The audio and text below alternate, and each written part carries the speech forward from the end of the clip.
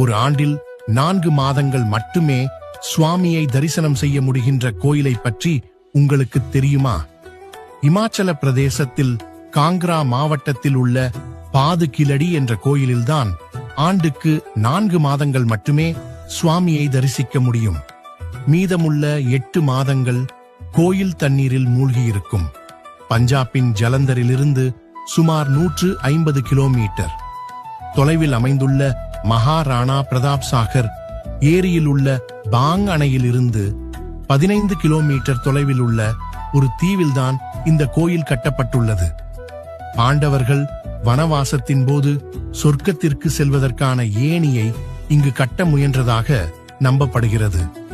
ஒரே இரவில் இந்த படிக்கட்டுகளை அவர்கள் கட்ட முடியாமல் போனதால் அவர்களால் வெற்றி பெற முடியவில்லை.